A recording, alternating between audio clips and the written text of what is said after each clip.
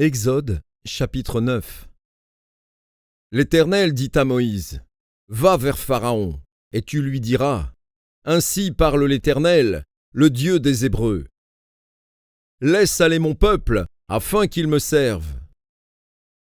Si tu refuses de le laisser aller, et si tu le retiens encore, voici, la main de l'Éternel sera sur tes troupeaux qui sont dans les champs, sur les chevaux, sur les ânes, sur les chameaux, sur les bœufs et sur les brebis.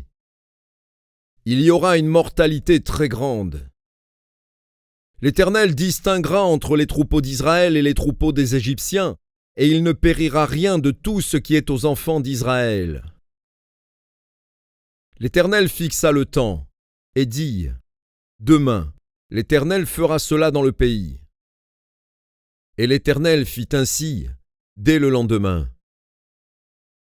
Tous les troupeaux des Égyptiens périrent, et il ne périt pas une bête des troupeaux des enfants d'Israël.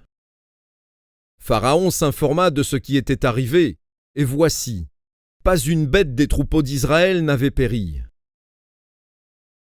Mais le cœur de Pharaon s'endurcit, et il ne laissa point aller le peuple.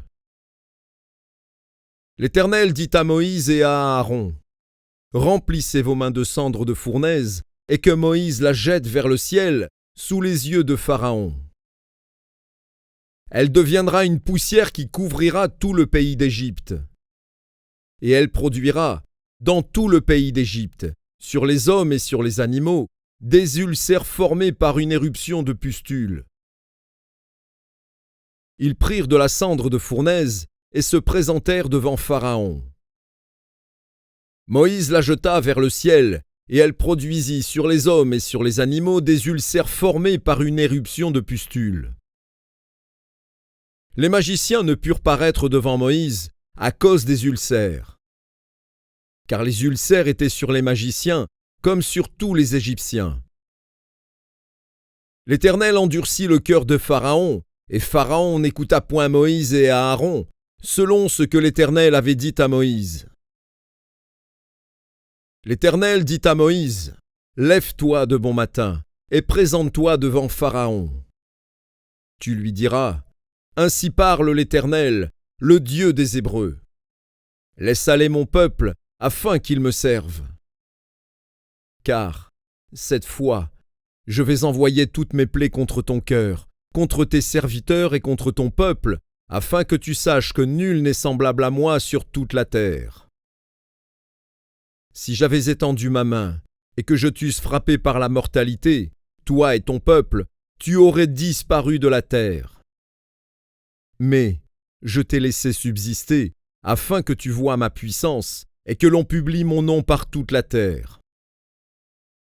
Si tu t'élèves encore contre mon peuple, et si tu ne le laisses point aller, voici, je ferai pleuvoir demain, à cette heure, une grêle tellement forte qu'il n'y en a point eu de semblable en Égypte depuis le jour où elle a été fondée jusqu'à présent.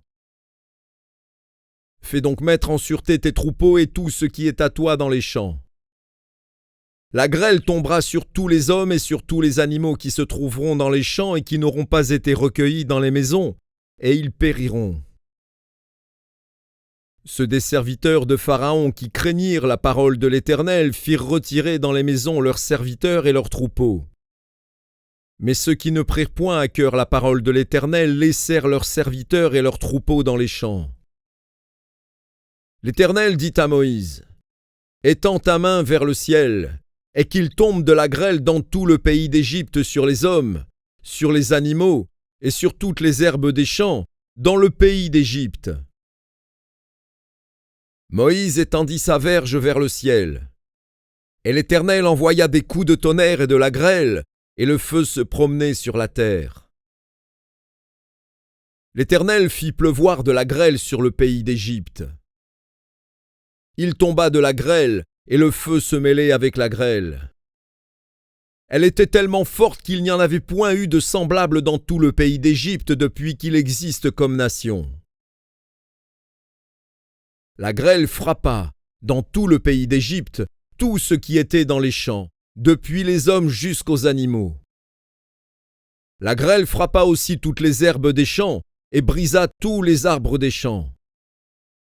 Ce fut seulement dans le pays de Gozen, où étaient les enfants d'Israël, qu'il n'y eut point de grêle. Pharaon fit appeler Moïse et Aaron, et leur dit : Cette fois, j'ai péché. C'est l'Éternel qui est le juste, et moi et mon peuple nous sommes les coupables. Priez l'Éternel pour qu'il n'y ait plus de coups de tonnerre et de grêle. Et je vous laisserai aller, et l'on ne vous retiendra plus. Moïse lui dit : Quand je sortirai de la ville, je lèverai mes mains vers l'Éternel, les coups de tonnerre cesseront et il n'y aura plus de grêle, afin que tu saches que la terre est à l'Éternel. Mais je sais que toi et tes serviteurs, vous ne craindrez pas encore l'Éternel Dieu. Le lin et l'orge avaient été frappés, parce que l'orge était en épi et que c'était la floraison du lin. Le froment et l'épeautre n'avaient point été frappés, parce qu'ils sont tardifs. Moïse sortit de chez Pharaon pour aller hors de la ville.